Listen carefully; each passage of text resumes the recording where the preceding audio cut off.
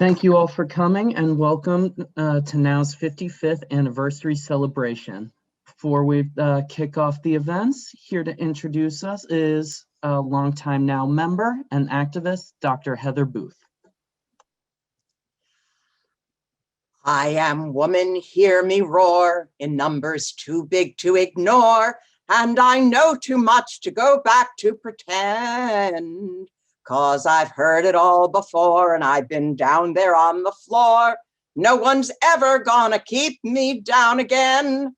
Oh yes, I am wise, but it's wisdom born of pain. Yes, I've paid the price, but look how much we've gained. If we had to, we could do anything. We are strong. We are invincible. We are women. I am Heather Booth. I opened many talks I gave in the early days of the women's movement with those words of the Helen Reddy song, especially after I joined NOW in 1970. That was right after the Women's March and strike. The theme of the march was, "Don't iron while the strike is hot." I went to the march in Chicago where the crowd was so vast you couldn't see the end of it. In New York, there were 50,000 marching with NOW. This moved the women's movement from being the butt of some jokes to changing history, and you all and NOW make it possible.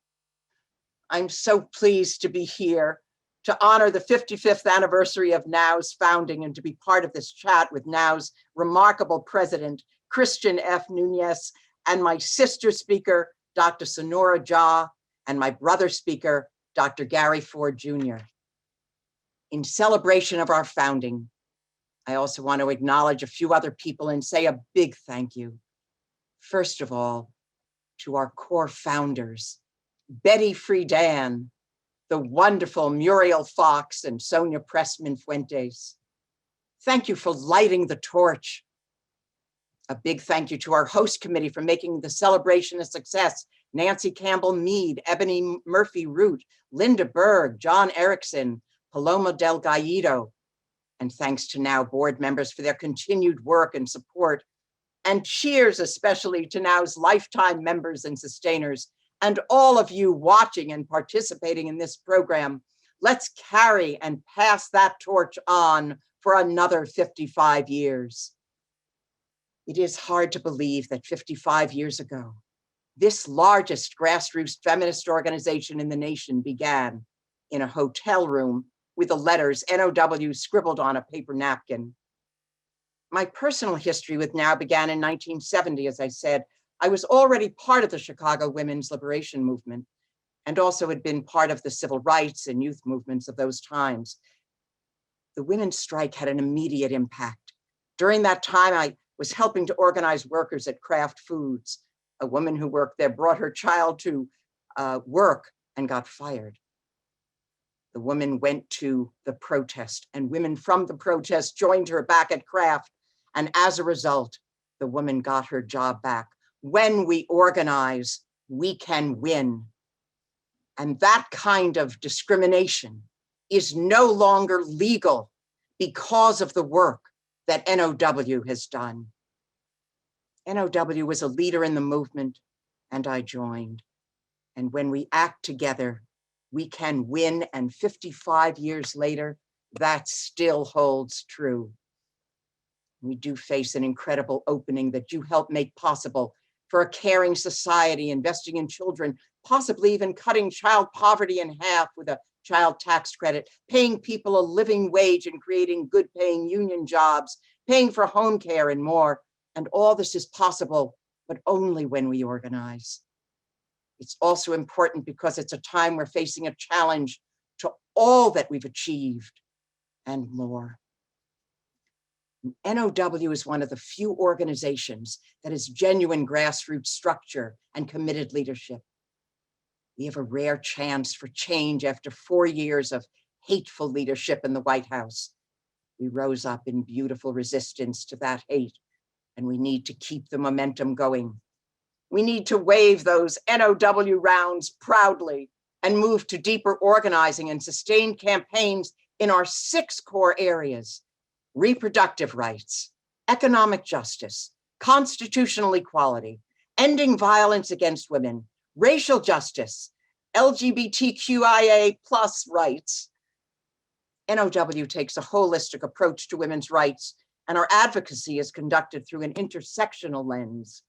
That means that every piece of legislation, policy, or program that we support must address marginalized and under-resourced populations, including Black, Indigenous, and people of color, BIPOC, and LGBTQIA+ communities. NOW has a long history of intersectionality. Our first African-American president, Eileen Hernandez, was a key organizer at that 1970 Women's March. Civil rights leader Pauli Murray was one of our co-founders and instrumental in the design of the organization. While we celebrate their leadership, we also recognize the challenges they faced as Black women in this organization and within the women's movement. We can't shy away from the difficult discussions when we work together to move forward. We have to be willing to get uncomfortable at times and truly listen to one another without being defensive or judgmental. For white women especially, we need to listen to BIPOC women and learn about the unique experiences and perspectives on every issue we campaign for. And there are many values that unify us. We fight for our lives, for women's lives, for equal justice, and a compassionate, caring society. We should embody those very values in how we treat each other. We have fierce differences, but we're all sisters and brothers, and that sisterhood is about the joy we find in one another and the goals we share. NOW thinks broadly about what women's issues are, especially as it relates to marginalized and communities of color. That's why, as an organization, we support a fair minimum wage, a strengthening of Social Security, climate justice, providing care for the elderly and for children. All these issues are women's issues and connected with now in our core issue areas. And all of this is under threat right now. It all depends for the future on what we do. All of us who are part of now are activists, organizers, making the change that's needed. We have a long history of success. And through organizing, we see how we make change. Through organizing, we saw the end of abortion being illegal at a time when 3 people even talking about someone having an abortion was a felony. I organized a network called Jane that helped women receive safe abortion care until Roe became the law of the land. And we've seen this change happen in our lifetimes. We know that we must push forward to protect the right to reproductive autonomy. We see attacks on all these rights now, and we know the future depends on what we do. We continue our work to advance a feminist agenda in the electoral arena, and would build a new generation of leaders with our new Run Now training program, a unique program available exclusively to NOW members that provides trainings on how to run for office and how to become professional campaign operatives. Prospective candidates and campaigners will have an opportunity to learn full mechanics of campaigning from experts and thought leaders from top feminist organizations. We have a goal to train 2,022 members by the 2022 midterm elections. We hope to be a partner in setting a new record for women who run for office and win campaigns in local, state, and national races. NOW's commitment to intersectional grassroots activism continues with our convenings as we center more diverse voices, experience, and perspectives. We learned a lot from 100 days of the Feminist Agenda series with our wonderful partners, Black Women's Blueprint. It was terrific to listen and engage with activists and organizers across the country about our core issues, figuring out from our communities which policies and reforms we need to be seeing at the local, state, and national level, and we hope to continue those conversations and partnerships. When we organize, we change the world. In 1970, NOW leaders disrupted the US Senate hearings, demanding the ERA be considered by Congress. And in 2019, NOW's PAC and the feminist majority launched a successful independent expenditure campaign to help elect ERA-supporting legislature in Virginia, making it the 38th and final state needed for the ERA to become part of the US Constitution. We can't count on the courts. We can only count on our organizing. Since the beginning, NOW's grassroots activists have been on the ground protecting the constitutional right to abortion care, including holding round-the-clock vigils at abortion clinics and leading the fight for reproductive health rights in the courts and in the society. Recent victories included the Supreme Court striking down a restrictive Louisiana abortion bill with June Medical Services versus Russo. From championing racial justice initiatives like Breonna's Law, named after Breonna Taylor, tragically killed at the hands of the police, to a longtime leadership on the ERA, NOW has never backed down from tough fights. In virtually every area of life, NOW has helped us make progress. Employment, healthcare, education, religion, rape, sexual assault, politics, and more. And now, to celebrate our history, commemorate the work we have done for the past 50 years and what we will continue to do, we show you a video. We show you now in action.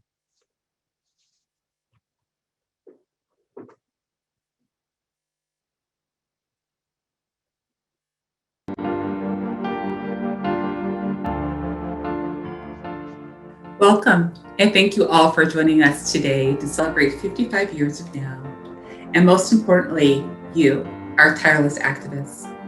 We have achieved so much over these 55 years, including the passing of Title IX, Roe versus Wade, the Violence Against Women's Act, the 1991 Civil Rights Act, and the Family and Medical Leave Act.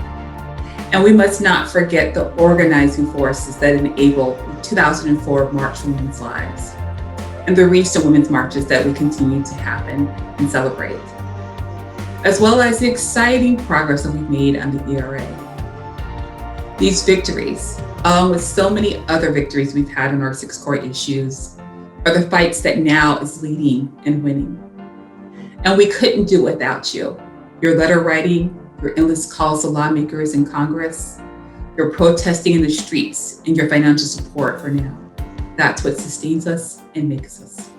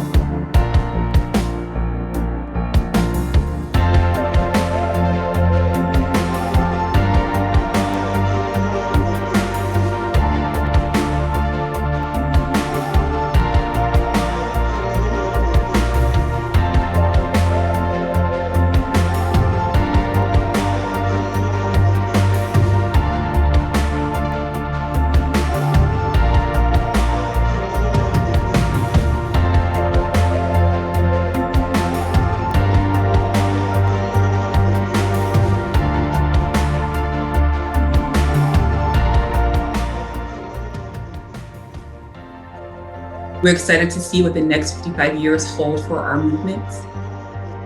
Thank you for taking this moment today and this evening to celebrate with us.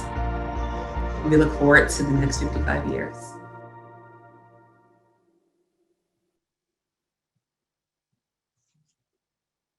And now it's my great pleasure to introduce one of those fierce and caring leaders, NOW President Christian Nunez. Christian became NOW President in August 2020 after previously serving as Vice President. As the second African-American president in the organization's history, she's leading the organization through an intersectional lens, bringing a diverse coalition of grassroots activists to work against structural sexism and racism. She's a former NOW board member and committee chair, as well as a licensed clinical social worker, consultant, and woman minority business owner. During her time at NOW, Christian has launched key initiatives such as the Unlock the Future campaign, which demands humane treatment for detained immigrant families, NOW's racial summits, the 100 Days Feminist Agenda campaign in partnership with Black Women's Blueprint, and our recently launched Run Now campaign, which helps to train activists to run for political office or work on political campaigns. Christian will be moderating the exciting 55th anniversary fireside chat with Dr. Sonora Jah and Dr. Gary Ford Jr. Please join me in welcoming our leader, our sister, our movement building partner, Christian Nunez. Thank you so much, Heather. It is always a pleasure to work in collaboration in space with you. So we thank you so much for your commitment to NOW as well. Hello, everyone, and thank you so much for joining us this evening to celebrate NOW's 55th anniversary celebration. This is just the beginning of our celebration of NOW's 55th anniversary. We are so excited now to invite you to listen to our wonderful fireside chats as we begin discussion on really interesting topics that take and propel our conversations about sexism, racism, intersectionality. And I want and have the pleasure of introducing to you all Dr. Sonora Jah. Dr. Sonora Jah is an essayist, a novelist, a researcher, and professor of journalism at Seattle University. She is the author of the novel Foreign, and her op-eds and essays have appeared in New York Times, the Seattle Times, The Establishment, Dame, and several other anthologies. She grew up in Mumbai and has been the chief of Metropolitan Bureau of the Times of India and contributing editor of the East magazine in Singapore. She teaches fiction essay writing for Hugo House, Edgebrook Writers Retreat, and Seattle Public Library. She's an alumna and board member of Hedgebrook Writers Retreat and has served on the jury for awards for Artists Trust, Hedgebrook, and Hugo House. And in her latest book is How to Raise a Feminist Son, Motherhood, Masculinity, and the Making of My Family. So NOW members, activists, and supporters, please help me welcome Dr. Sonora Jah. Good evening, Dr. Jah. Thank you for joining us. Good evening. Thank you so much for having me. This is such an honor. Yes, we are so honored to have you here to helping us and NOW celebrate our 55th anniversary. You know, I just think the topic of your book says so much, especially in this day and age, how to raise the feminist son. And one of the things we've been working so hard on is challenging toxic masculinity and talking about how this is so important to raise up feminist children. One of the things when I was listening, I listened to your book on audio because it's very helpful when I'm super busy. But in your book, you talk about the importance of the fact that even to this present day, we are still weighing whether or not women are actually viable human beings. Can you talk a little bit more about that, about how toxic masculinity versus vulnerable masculinity, and how men's own perception of their masculinity affect how we treat women today? Yeah, so the first thing to know about toxic masculinity is that it is toxic not only to others, but to boys and men themselves, because it sort of prescribes a kind of masculinity for men that believes that they should be dominant, either physically or sexually or intellectually, and that they should be completely self-reliant to a fault. They should be protectors and providers. They should be stoic, and that they should distance themselves from any kind of behavior that is seen as feminine and therefore weak, such as crying or displaying emotional attachments or even failure of any kind. So a vulnerable masculinity, on the other hand, allows men to fail, to fall, to be homemakers if they want to be, to apologize, to be able to apologize and not think that that is the end of the world, to be followers as much as leaders, to call a friend or to talk about heartbreak. So in other words, to be able to access the whole spectrum of their humanity. And it's just a healthier way to be masculine. So if a man believes in that toxic version of masculinity for himself, then he believes that women need to be in protection, right? That they need to be protected, that therefore then they need discipline, right? Then he sees himself as a disciplinarian.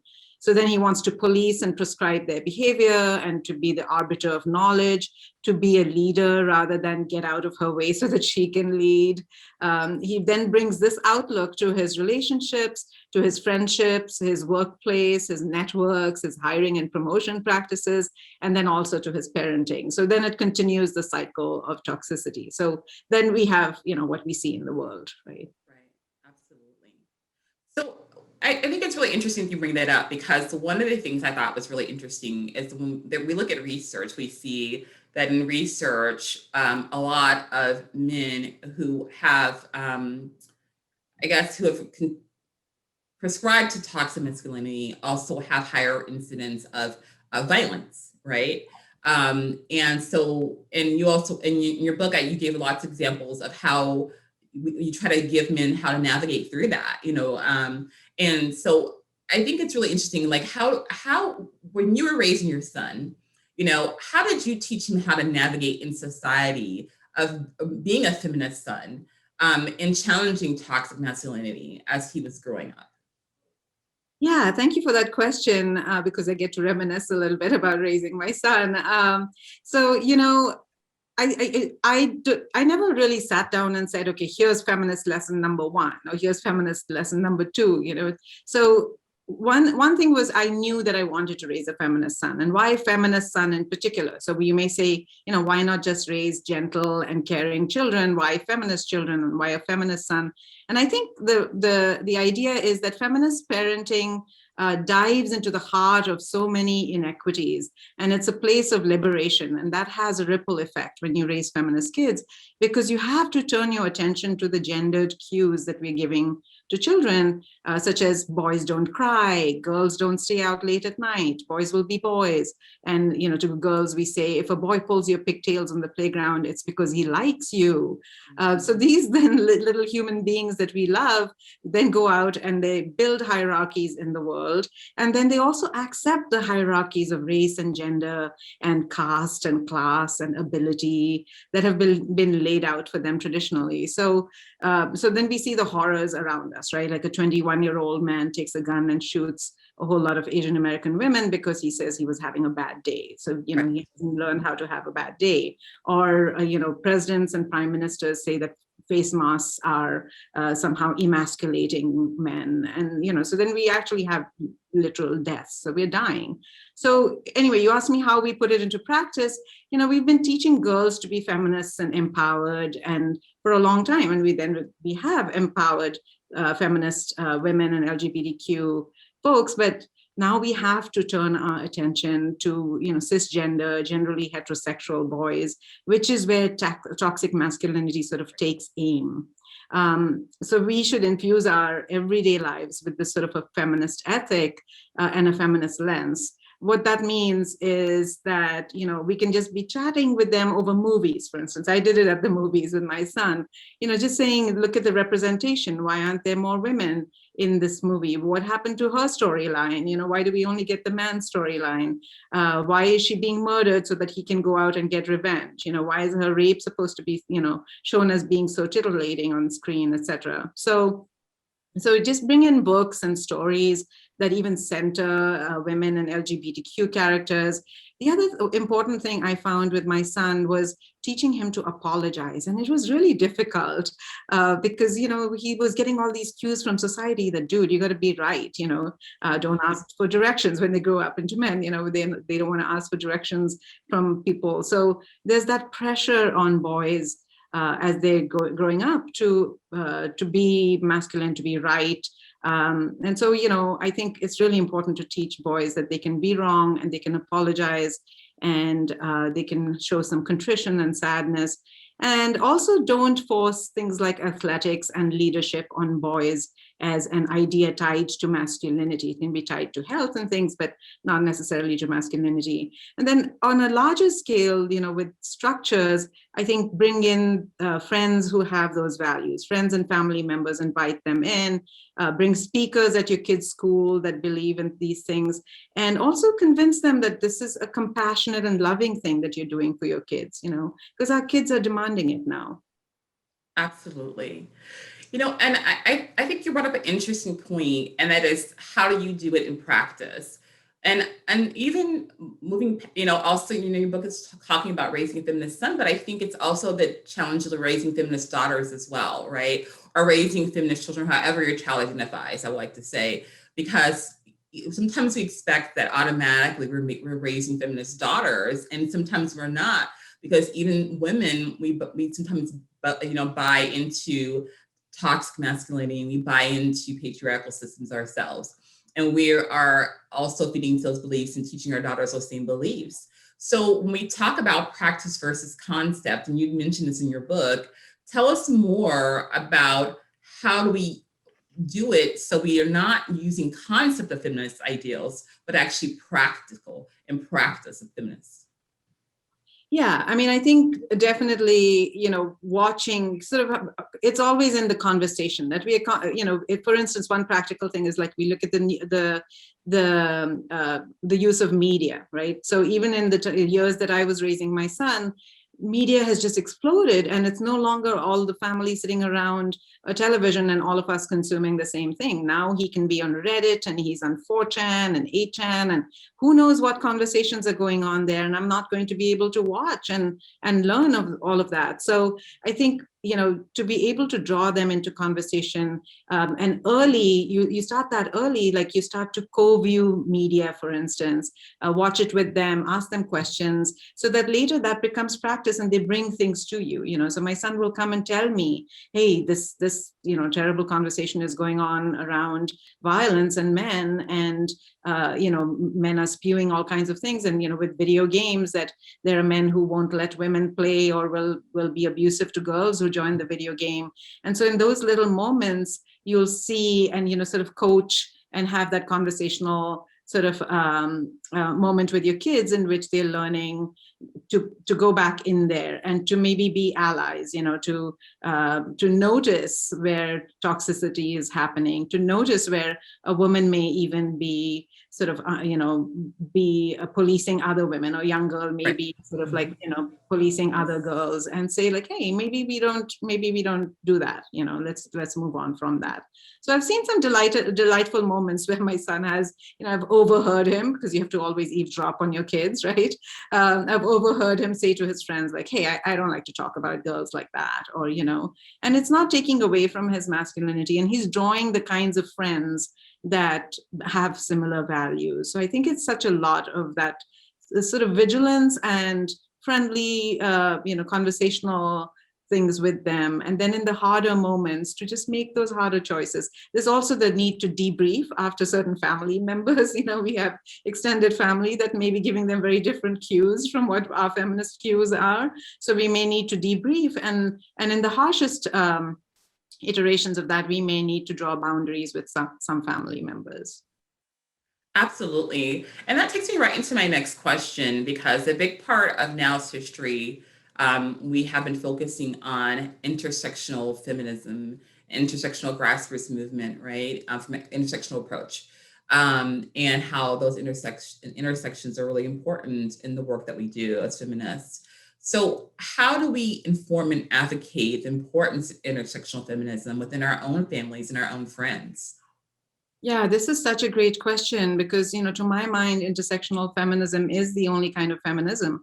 And Absolutely. especially as a woman of color and, raising a brown-skinned boy in America, I was definitely very, had a front seat view to that. So they have to realize, and we all have to realize that no one else gets a slice of the pie under male supremacy and capitalism, right? So I propose that, with this idea that it takes a village, let's build a feminist village in which we examine how, say, white feminism has often turned on Black, Indigenous, and people of color, right from the time of Emmett Till in Alabama to last year, Amy Cooper in Central Park. And so then we must continue to talk about and show up for Black Lives Matter, show up for Breonna Taylor, for Sandra Bland, keep those conversations alive, march in the streets for that. We must advocate for transgender rights. And as Heather was saying earlier, LGBTQIA community, we are not getting anywhere without all of us participating and fighting for each other's rights.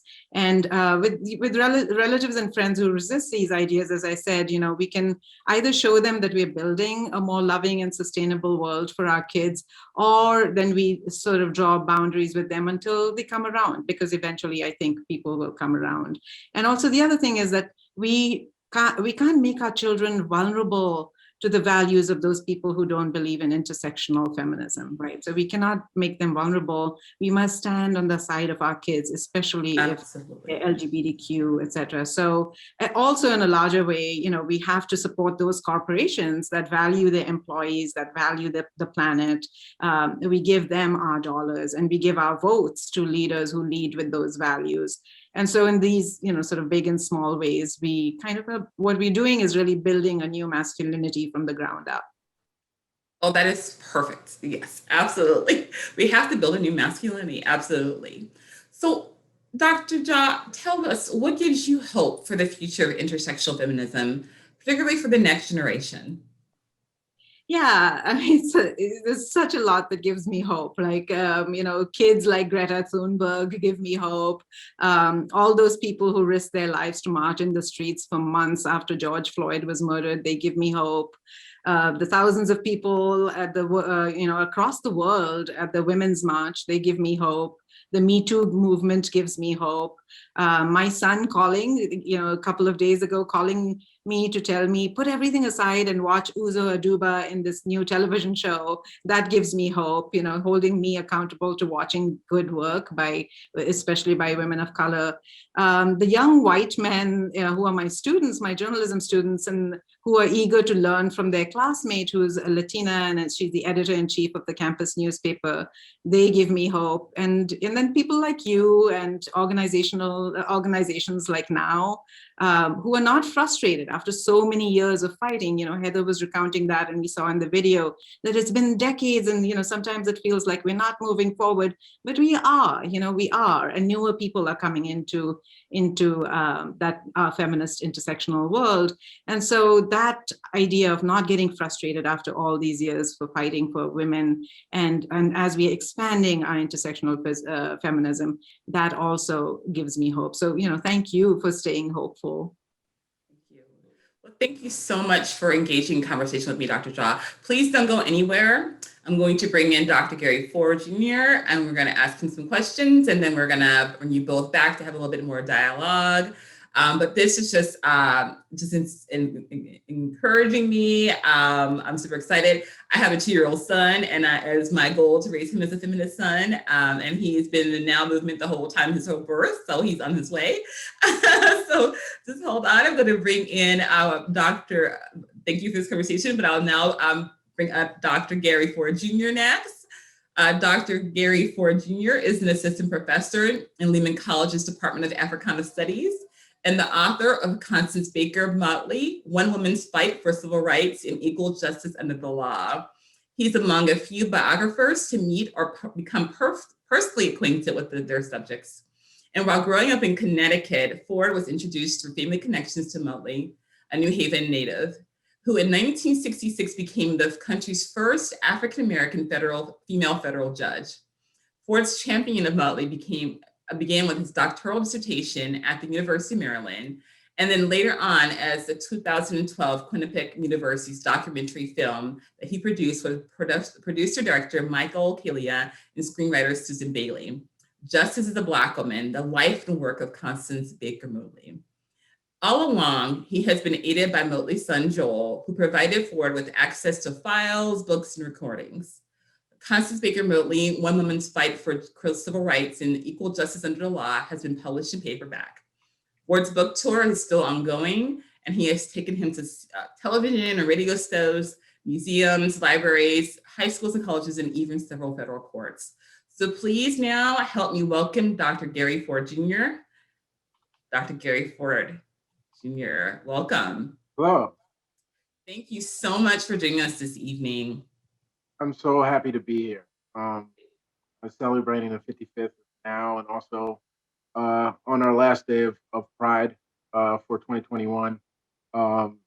Just to be able to participate is a huge honor. Yes, thank you so much. Well, you know, I'm a personal fan, so I appreciate you coming and just sharing the work that you've done, running race, sexism, racism, feminism work, and just challenging toxic masculinity. So why don't you share with us what compelled you to tell the story of Judge Motley's story? Judge Motley is what drew me to her at first was just seeing her in person in my childhood. I grew up in Connecticut in a family of lawyers. Both my parents are lawyers. My older sister's a lawyer. The circle of Black lawyers in Connecticut at the time I was growing up was relatively small. And so most of us knew each other. So I would go over to her house. I would hear about, all of the work she did, getting, James Meredith at University of Mississippi, getting Charlene Hunter Galt into University of Georgia. Even before that, writing the brief that became Brown versus Board of Education. And so even in my young age, I recognized the significance of her role in my life. And then later on, as I went into high school and I started to really study Black studies or African American studies or Africana studies, I kept coming over ways in which she helped shape the civil rights movement. But the thing that was disappointing for me is that in many of these cases, the people she represented were lauded, and whereas she was somehow omitted. Um, and so I decided that I wanted to try to correct the historical narrative and put her up there on, for lack of a better term, the Mount Rushmore of civil rights leaders. Um, and just in terms of making sure that she receives her due, and also examining why it was that she was omitted to begin with, which I think is very important to discuss. Talking about news coverage, who's doing the news coverage, what is their bias? If we're talking about how people think about the civil rights movement, how Black men of the clergy were preferenced in terms of their significance in the movement, when really it was a lot of Black women doing all the grassroots movement who were the engine of that movement. And then also just to examine how her style of leadership is different, but ultimately I think more effective than what we consider to be a traditional leader, and how we can use the lessons of how she's able to be so effective while overcoming racism and sexism. Racism from outside the movement, sexism from outside the movement, but also sexism from within the movement. How she's able to cover all those things to be so effective. So those, I think, are lessons that we can all learn from, and that's the reason why I decided to do my work on her, and also to get her the recognition. A lot of the people she represented have congressional gold medals, have streets, buildings named after them, whereas she does not. In fact, a lot of people don't even know Judge Motley. Yeah, it's really interesting to also read in your book. It was, when you hear her history, she was involved in so many major fights and cases, and as you mentioned, you hear about the men's, the male civil rights leaders, but she was right there, and I was like how do we not hear her name, and she was so involved in these cases, from segregating schools and helping protesters be able to protest peacefully, dismantling Southern race laws, and from King to Thurgood Marshall and all these major players, Brown versus the Board of Education. I mean, so many of these major cases and fights and civil rights errors. She was right there. And it was like she was omitted. But I think this is something we talk about in the feminist movement, and it's a big part of feminism, where women have been silenced, especially women of color have been kind of silenced in the movement. And you spoke to it quite a bit about why you chose to tell her story. But why do you think it's also important that this current and future generations really learn about unsung heroes, particularly women and feminist women? Because I feel like she was a feminist. Oh, yeah. In this movement, learn about unsung heroes like Judge Motley. Yeah. Well, I mean, I think it's important currently because a lot of the same things still happen. If you look at the founding of the Me Too movement, who that's attributed to. You look at the founding of Black Lives Matter, who that's attributed to, or who are seen as the major voices of Black Lives Matter. A lot of the things that happened to Judge Motley are still occurring. And I also think it's important because, as we look to the next generation, if the stories aren't told in a holistic manner, then, young girls who are growing up don't have, they're robbed of a role model or somebody who could really help shape their life. Because, again, the stories that are being told are only being told uh, from the perspective of, in this case, Black men, but in a larger sense, men in general. So I think that's the reason why, it remains crucial to tell these stories. Not only, the story of Judge Motley, but also, the story of Joanne Gibson Robinson, who spearheaded the Montgomery bus boycott, which is attributed to Martin Luther King Jr., or, the story of Claudette Colvin, who was the original woman who refused to give up her seat on a bus in Montgomery, or, the story of Fannie Lou Hamer, who, did so much work on voting rights and because of it received a Mississippi appendectomy. For those who don't know, she was, her womb was removed without her permission, as retribution for signing people up to vote in the South.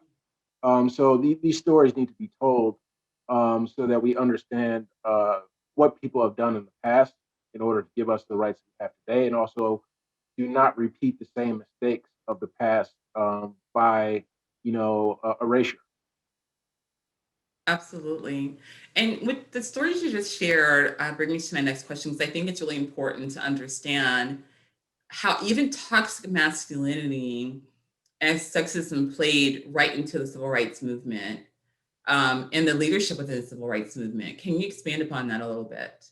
Yeah, I mean, in studying Judge Motley's life and also listening to her stories, going through her records with her son, Joel Motley III, um,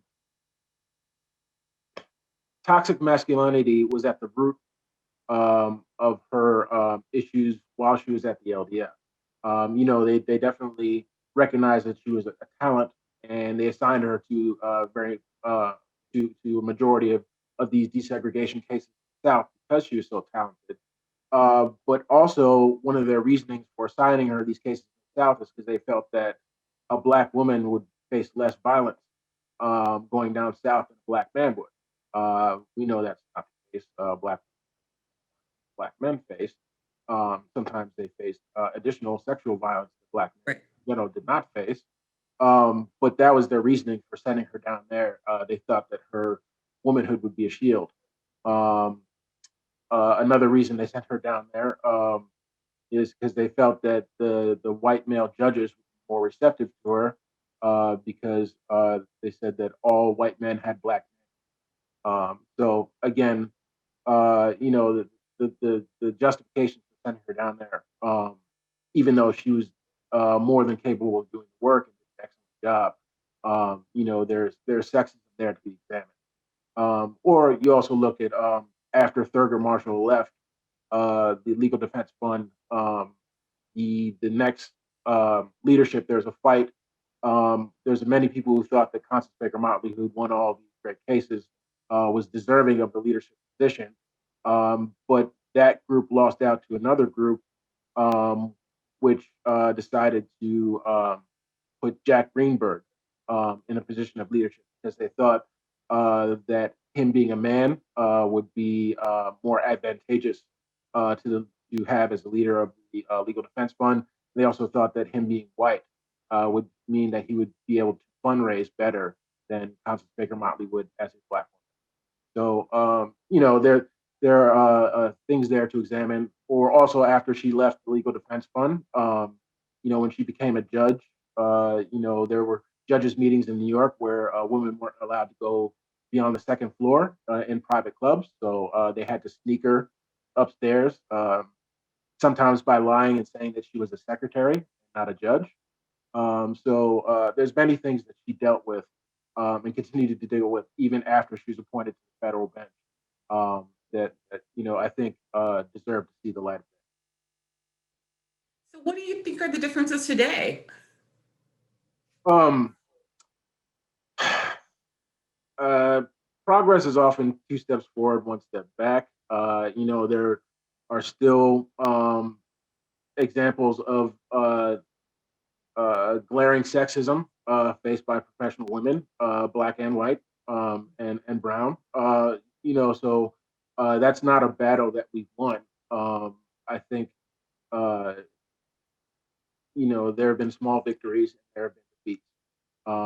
But I think we can learn a lesson from Judge Motley herself, who never became disheartened by all of the uh, biases that she faced, and continue to struggle, continue to call out bad behavior, and continue to support um, women leaders who deserve our respect and our admiration. Absolutely. And one of the interesting things too, I think, is that as a man, I think it was really important for you to write this book because a big part of fighting back against toxic masculinity and gender discrimination is for allies, right? And for I think for men to come into the space and also speak against it. So tell me a little bit more how you feel like men can be more impactful and accountable to challenge toxic masculinity and and try to recorrect or recorrect or challenge these behaviors and these systems that have been put in place that essentially contribute to gender discrimination and gender-based violence. Toxic masculinity does. Oh, exactly. I think it's very important for men to be discussing toxic masculinity, but more so than that, also to be doing self-reflection, examining themselves. I grew up in the same America that a lot of men grew up in. I was, indoctrinated the same way a lot of men were, and so having the ability to do introspection for people who, Dr. Jha was talking about how to raise a feminist son. But then there's this whole other group of men who weren't raised in that way who need to course correct. And I think that it's important for men to speak to other men about doing so. And I also think it's important in my classrooms in particular when discussing the civil rights movement or discussing the women's rights, so on and so forth, for my students uh, to see that a man can have a woman as a role model. You know, Constance Baker Motley is my top role model outside of my mother. And you know, just uh, opening up people to understanding that you know your role model doesn't have to be the same gender as you. It doesn't have to be the same race as you. You know, you're limiting yourself really if you put yourself in that type of a box. Absolutely, absolutely. Yeah, I think those are some great points. Is that understanding that there are things that we can learn from different genders, and there are benefits that we can learn, and that we're limiting ourselves by limiting our boxes based on gender or race or any of those classes. Um, well, I'm going to bring Dr. Jha back on so we can ask you both some questions together. And then we're going to open it up to take some questions from our audience. Thank you, Dr. Ford, for just giving us a little bit tidbits about your book, which is a great book as well. So Dr. Jha, we're going to bring you back on as well. So this question that I have for both of you, as we talk about, raising feminist children, and we talk about challenging toxic masculinity, what do you think are perspectives? How do today's children and culture have to fend while looking at gender roles and compared to what we, like, I don't know, Yoel's generation, I'm Generation X, but compared to our generations, today's children and today's generations, have different perspectives of gender roles. So how do we continue to encourage them to have a feminist perspective? Or do you feel like it's easier for them to have a feminist perspective in this generation? And either one of you can answer that question. A two-part question.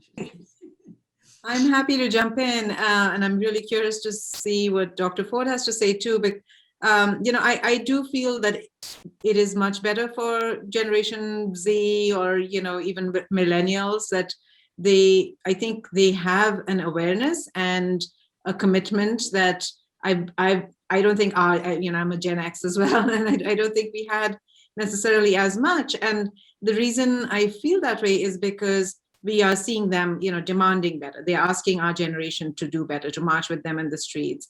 And I also see, this idea of, that they also have this idea of course correction. I think, for older people as well, that they are, because they think that they want us to do better, they're asking us, to do better. And the idea also is, that one thing we can do in terms of gender roles is, as the pandemic has laid bare, I think it's a great opportunity to talk about, the last year or year and a half that we've suddenly all been at home, and it's become very clear who is doing what in the home. Right. And I was talking at a meeting today with my colleagues that women also have this pressure of not just, very actively, openly, overtly caring for people, but also the headspace, that we are constantly keeping in mind everyone else's lives and their schedules and all of that. And that's also become more intensified during the pandemic. Then we also have to do the emotional labor and taking care of people. And I think that's become very visible. And so to be able to have those conversations in our families and with extended families and say, look, it's become very obvious who was holding all of this, together during this time, if that were true for your family. And I think the research shows that it's very true for most families and most situations right now. The other thing too is, of course, women lead self-actualized lives. So it was really important for me that my son see that I'm not a self-sacrificing mother, that I'm going to continue to dream to self-actualize, to have kind of ambitions and have desires and have flights of fancy maybe, and take leaps of faith sometimes and not necessarily lean on or be even afraid of all these things. So, and when young boys see that with their mothers, they sort of expect that to be true for their partners and for their bosses and, all the women in their lives. And and I also really love, Dr. Ford's example, of not having role models that are entirely your gender. And, even women tend to mostly have male role models because they may not even be within the same gender, but we're told that, oh, these are the heroes of our time, these are the leaders, and so these should be the role models for success, maybe. And I also appreciate you writing about Constance Baker Motley, Judge Motley, because it's such a great thing to have men telling women's stories, because we've been having women tell men's stories, and it's such a great example. So thank you for that too. Thank you. I guess I'll jump in there. I do feel like in ways it is easier now to raise feminist children and to introduce feminism into our courses, which I do, in every course that I teach. I will say that there are some additional challenges now, which have been brought by the internet. The anonymity of places like 4chan, also gaming forums, which I still, I'm a gamer, so I'm on quite a few of them. See some things that are disheartening there. Also, the pushback, we saw it during the rise of 45. The people talking about get woke, go broke, or the attack on women's bodily autonomy. Or the dismissal of women who come forward with claims of sexual assault. I mean, we have to talk about Bill Cosby. We also have to talk about Donald Trump, and we have to talk about all these other men who are accused and either have faced zero consequences. In some cases accused and convicted, but in some cases accused and face zero consequences, or have been hailed as heroes, fighting back against sort of feminist agenda as opposed to predators. So I think in general I am still optimistic about our future, but there are some things that I think we need to examine and address, particularly places where young people congregate, where either voices of feminism are being shouted down or are being outright attacked or silenced. Absolutely, absolutely. Wow, this is so great. But we are getting close to what I want to do is turn it over to Carlo, who's going to take some questions from the audience. Carlo, do we have any questions from the audience? Yes, Christian, I do. This first question comes from Teresa Ehrenfeit. I hope I'm pronouncing that right. Many of my students identify as transgender, gender fluid, or genderqueer. For them, questions of masculinity and femininity are different from what their parents and professors may understand. What advice do you have on how to navigate conversations with people for whom masculinity and femininity are categories they push against? Yeah, I would say let's listen. I think a lot of our younger students are living very different lives and are not as conditioned into gender roles and understanding our gender in these narrow, straitjacketed ways. And I think if we listen to them and ask them to tell us what they are experiencing and, get them to express that in assignments, maybe encourage them to do papers or, explore that more. I think that is really a great way to go. And I really do think that we've got to get trained, at my university, I'm asking for those to get trained to understand that better, because we're not good professionals, we're not good teachers if we don't understand the lived experiences and the lives of our students. So I think listening and catching up is really what we need to do, and definitely talking about maybe even sharing some ways in which we've led gendered lives, or in the ways that we may not have done as well as we haven't caught up, right? Sort of like having that conversation, opening up a little bit. I think that might be useful. I agree. All of that useful, and then also the great thing about being a professor, at least for me, is that I'm learning at least as much from my students as I'm teaching. So that's one of the things miss about being in the classroom. It's not quite the same over Zoom, but I'm constantly refreshed and constantly am questioning my own assumptions about gender or anything else, because my students force me to.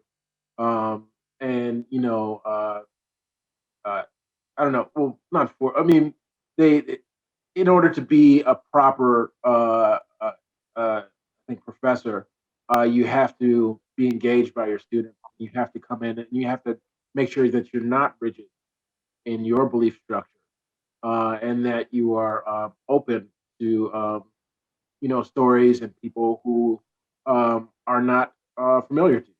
So I think that's the best thing in the world about teaching, and it's the reason why I love my job, is because of that you know influx of new ideas.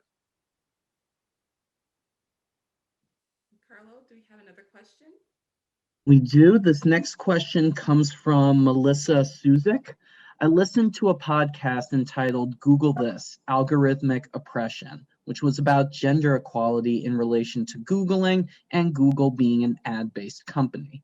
An example was given about how porn companies can float Black girls in a bad light when Googling them. How can Now or other nonprofits begin to combat this? Any ideas of the initial steps on including gender equality in data science and technology? Great question. I mean, it's something that we really need to consider, and it's another thing that the pandemic, I think, brought to the forefront, in terms of healthcare, medical treatment, um, you know, race, and gender, um, or also personal things that indignities that people suffer, either because of their gender identity or because of their race, um, or because of their class. Things as simple as not being able to use a faucet in a public bathroom because the light sensor isn't coded for darker skin, so you can't get water. That might not seem like a big deal to some people, but are a huge deal, especially during a pandemic. Again, reinforces the idea that some people are not as equal as others. So I think that's very important. Yeah, I think as far as how can Now begin to combat this, I think maybe Christian would be a better person to answer that. But I definitely think that talking about these issues and bringing them to the forefront and keeping them on the front burner, and definitely looking at technology, and also as we progress into AI, into artificial intelligence, being vigilant on the exploitation of women with that, I think is going to be really crucial. Absolutely. Absolutely. Well, we are out of time, and I hate to end this fantastic conversation, but we are running out of time. This has been fabulous. This is just a kickoff for us, though. We will continue having these dynamic conversations. I hope, Dr. John, Dr. Ford, that we can call you up again in the future to come back and have more conversation and dialogue with us. We thank you so much for coming and helping us kick off the start of the year of our 55th anniversary and celebration, and talk about how Now we'll continue to move forward in our intersectional feminism and challenging of toxic masculinity as we move forward for the next 55 years. I have been so inspired by your thoughtful and engaging discussions this evening, and we are in deepest gratitude to you for taking time out this evening and sharing with us. And I am just so thankful as well for all of our activists and our Now members, and also very deep in gratitude to our wonderful activist and now member Heather Booth for her commitment and passion and just exciting, inspiring open remarks tonight, and her personal narrative and her journey through now, and her history that she can give of now. It's just always so exciting to hear and laugh. And, you know, and members, we just want to also just continue to let you know, we want to know from you what you want as we move forward in the next 55 years, and what are your priorities are going to be, and how can we continue to engage you as we move forward these next 55 years. So please let us know as we move forward. Thank you again for being here. And I'm going to turn it over to the National Vice President, Bear Atwood.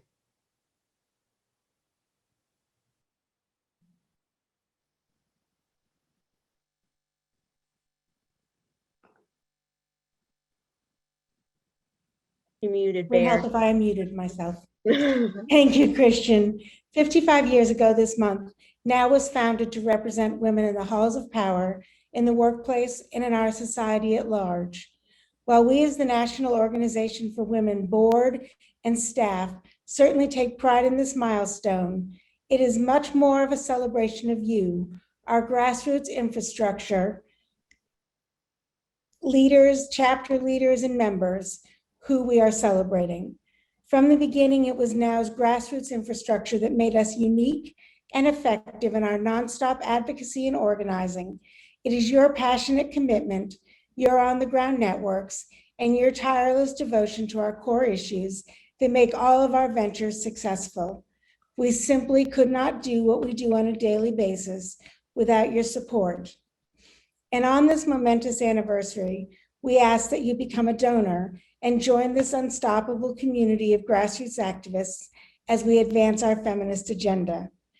Our agenda won't be easy. There is big spending coming from anti-woman and anti-progress forces that seek to derail us.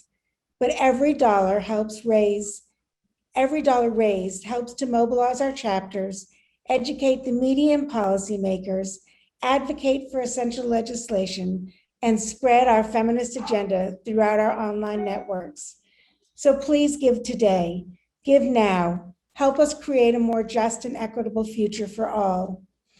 That support is more vital than ever as we have the chance now, more so than we've had for many years, to effect real change. With your help, we will see President Biden's recovery plan move through Congress to the benefit of millions of women and families seeking post-pandemic economic relief. We will see legislative reform to our systems to stop the vicious attacks on voting rights and racial justice. We will defend against attacks on abortion care, LGBTQIA+ rights, and civil rights. And we will finally see the Equal Rights Amendment become part of the Constitution. Thank you again for joining us today. Happy anniversary now. And with that, Heather Booth will close us out. Heather? Thank you so much, Bear and Christian and Dr. Ford and Dr. Jha. And thank you for now. The next 2 years will be vital to moving our agenda forward. And that's why we set a goal of raising $55,000 this month to commemorate this historic 55th anniversary. We ask you today to donate. Donate now. With a donation of $55, you can help us continue our vital work and also receive a new Representation Matters pin. I think someone may be holding that up so you can see it in a moment. It will be a thank you for being one of NOW's valued donors and community members. You can donate now through the link provided in the chat. And thank you for putting that link in the chat, or go to the website at www.now.org. Personally, as a lifetime member, I've seen how my donation has contributed to the fight for the feminist agenda. And I'm so proud of what we've done together, proud of the fights we've won in the past, the fights that we're in now, and that those that will continue in the future.